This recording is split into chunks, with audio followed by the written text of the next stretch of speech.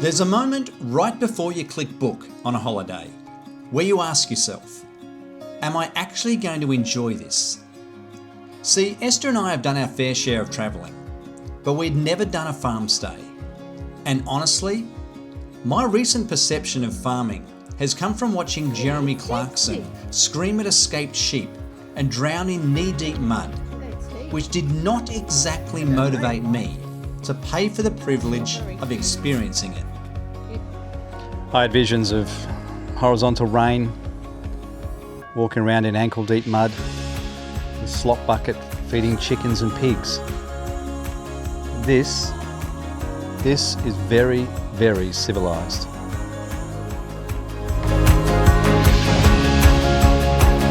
So the decision was made. A 2-night stay at Dovecote Cottage. And to heighten the stakes and my anxiety, we weren't going alone. Our grandchildren, Alfie and Franklin, were joining us. Now, bringing an 11-year-old and an 8-year-old along to a farm stay means one of two things. Either their infectious energy brings out the absolute magic and fun of the experience, or their boredom multiplies my anxiety by 10.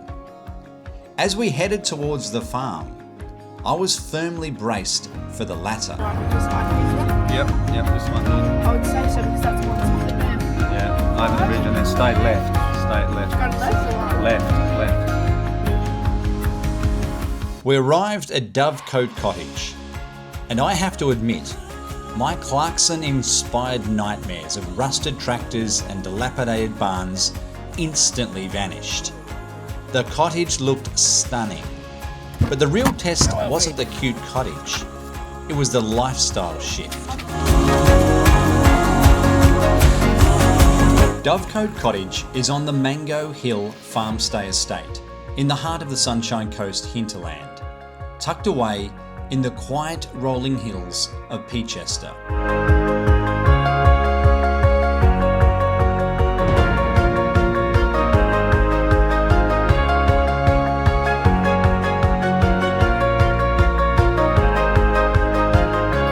This is my dream. As we took our first walk around the property, that maybe this won't be so bad feeling started to creep in. Yes, there was a little bit of mud, comes with the territory, but watching Alfie and Franklin navigate it with absolute glee changes your perspective. At 11 and 8, they are the perfect age where everything is an adventure. Hi. Hello. We approached the first animal enclosure, which turned out to be the pig pen, home to two incredibly friendly pigs named Pepper and Pumba.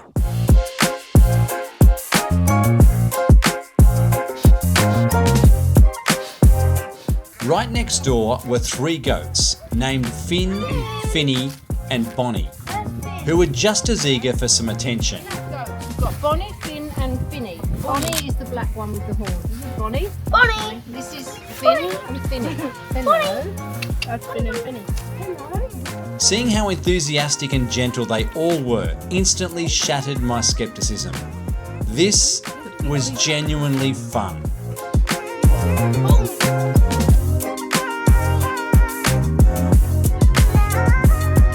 Over the next hour or so, we explored every inch of the farm.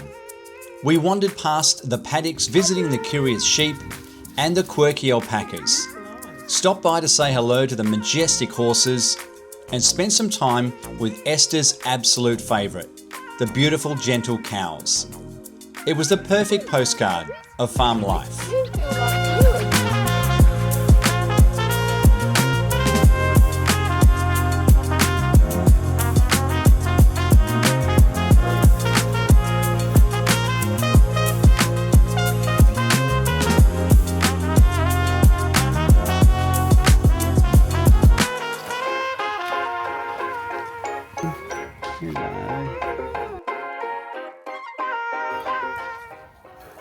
Fresh chilies.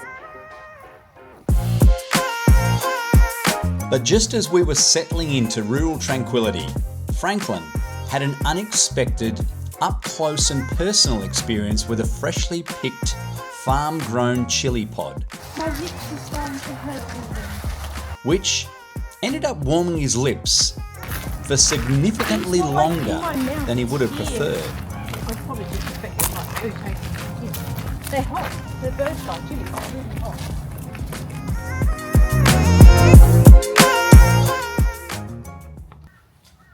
How's the chili lips, Franklin? Sure. That ice cream cooled it down enough? A little bit. Might need to have another one. Once the chili drama had settled down, the afternoon rolled in, and Esther and I did our very best to relax and just soak up the rhythm of farm life. The boys, on the other hand, did exactly what boys do when you give them endless open space. Within about 20 minutes, Alfie and Franklin had managed to get both the soccer ball and the rugby ball firmly wedged high up in a tree. But it wouldn't be a proper family holiday without an immediate rescue mission.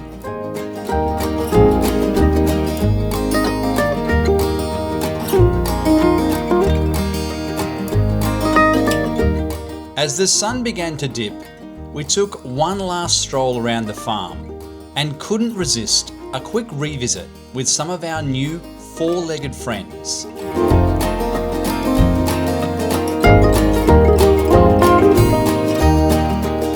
Okay, be brave, Alfie. Oops, sorry. Be brave. Go, Alfie. Despite my best efforts, our attempts at starting that fire pit were completely unsuccessful. The damp wood just wouldn't catch, so the boys and I made a pact. We had plans to rectify that tomorrow.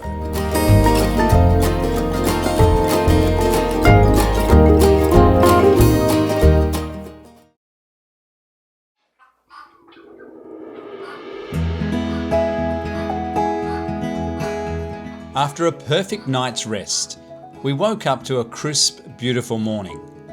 But before the day could truly begin for us, we had to make sure our two-legged friends didn't miss out.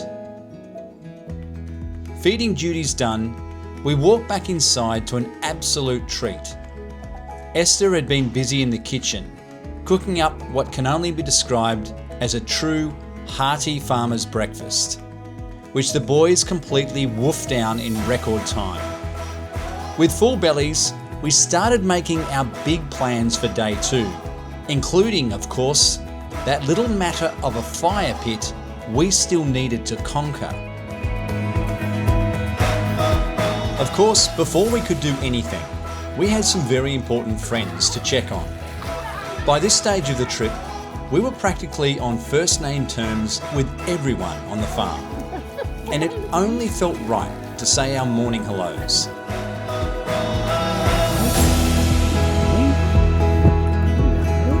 It's a cool colour. It's like a creamy colour.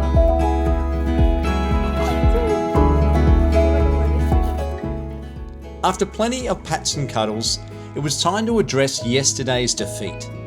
The boys and I decided we need to go on a proper search for some bone-dry kindling wood to ensure we could actually get the fire going tonight.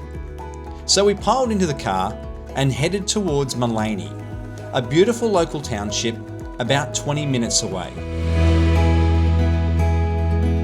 While Alfie and Esther opted for a bit of retail therapy browsing the local shops, Franklin and I went on a strict mission to find this wood, and found it we did.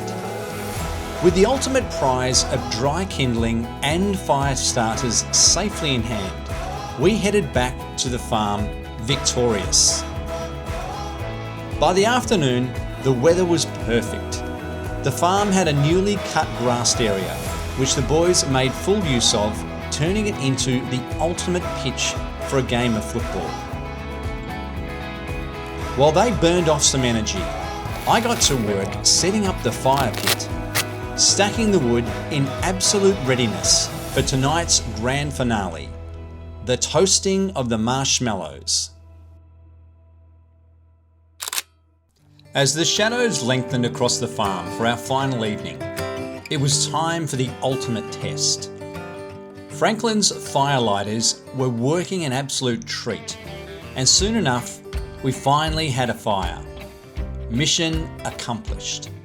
We spent the night doing exactly what we'd hoped to do, toasting marshmallows to gooey perfection and reminiscing about our 2 days on the farm. Listening to the boys laugh and talk about their favourite moments, I realised just how far I'd come from that worried skeptic who pulled out the driveway 48 hours ago. It was, quite simply, another cracking day. Our final morning arrived, and it was time to say goodbye to the place that had entirely won me over. But after one last visit to our newfound four-legged friends, Alfie and I had one last essential piece of farm business to take care of. Retrieving the soccer ball that had gotten itself completely lodged back up in the tree, again. We brought out the big guns for the search, using the drone to pinpoint its exact location high up in the branches. Once we spotted it, Alfie lined up his shot, took aim, and with just one single throw of a rogue orange, down it came. Well done, Alfie. Victory. Let's go! So what's the verdict? Well, take it from a converted skeptic. If you've never done a farm stay, book the trip. You're going to love it. I'm going to leave a link in the description for Mango Hill Farm Stay and Dovecote Cottage, this beautiful little cottage here in the hinterland on the Sunshine Coast. So guys, if you've liked the video, give it a thumbs up, and if you want to keep with us with our next travel adventures, don't forget to subscribe as well, because we've got a fantastic trip coming up, and it's a long, long way from the Sunshine Coast. We'll see you there.